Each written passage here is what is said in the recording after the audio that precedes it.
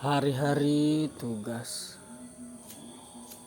belum lagi skripsi, jurnal, mikirin judul lah. Payah kali emang semester 7 ini. Enak rokok dulu lah boy, biar relax. Pening.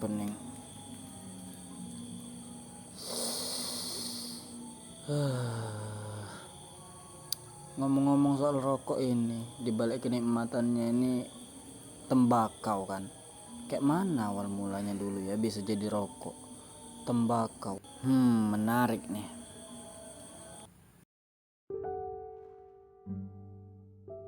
Sejak abad ke-19, tembakau dari Sumatera Timur, yang dikenal sebagai Delhi Tobacco, telah menjadi komoditas unggulan di pasar internasional.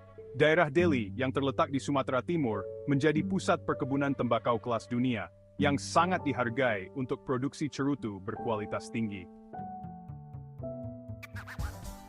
Sejarah tembakau Delhi dimulai pada tahun 1863, saat perkebunan tembakau pertama kali didirikan oleh pengusaha Belanda. Dengan iklim tropis, tanah gambut yang subur, dan kondisi alam yang mendukung, Sumatera Timur menjadi lokasi yang ideal untuk budidaya tembakau berkualitas tinggi.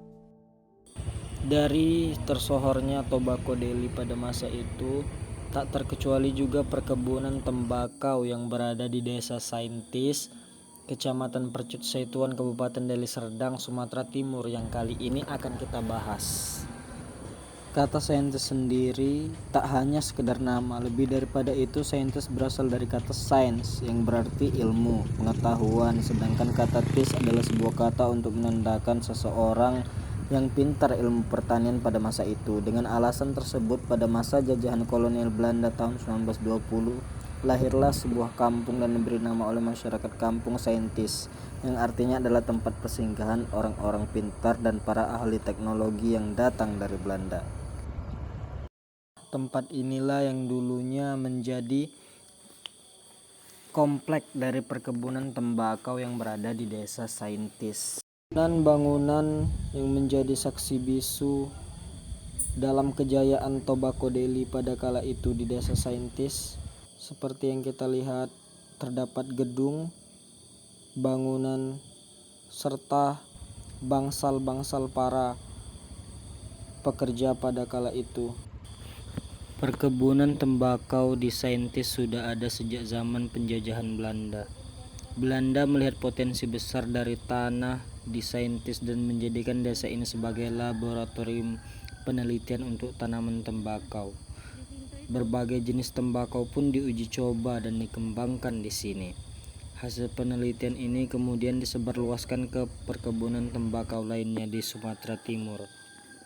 Tembakau Delhi yang terkenal harum dan berkualitas tinggi banyak dihasilkan dari perkebunan-perkebunan di sekitar Saintis.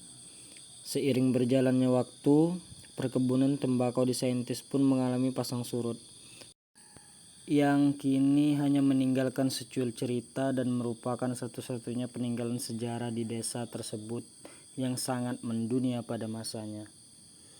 Delhi Matsapitch didirikan oleh Jacob Nenhus dan Peter Wilhelm Jensen, perusahaan budidaya tembakau dengan konsensi untuk Kesultanan Delhi di Sumatera Timur 50% dibagi untuk Netherlands. Kantor pusat Delhi Matsapitch dulu terletak di kota Medan, sekarang kantor Gubernur Sumut. Akan tetapi dari banyaknya catatan yang ada di Museum Belanda, data perkebunan tembakau Delhi itu tidak tercantum nama saintis yang ada, yaitu Mabar. Karena awal mula berdirinya perkebunan tembakau Delhi, sekarang saintis, awalnya terletak perkantorannya di Mabar. Mengingat lokasi kurang strategis, pihak pemerintah Belanda memindahkan pusat perkantoran dinas kolonial di desa saintis. Perkebunan tembakau Delhi paling muda pada masanya hasil perluasan lahan konsesi dari perkebunan Sampali dan Bandar Halipah. Oh, ternyata gitu sejarahnya. Keren juga nih. Gimana teman-teman? Menarik kan belajar sejarah?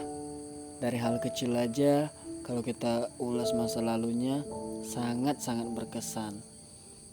Kami dari kelompok sejarah perkebunan Desa Saintis mengucapkan terima kasih banyak. Petir bukan sembarang petir, petir menyambar pohon kelatu. Wassalamualaikum warahmatullahi wabarakatuh.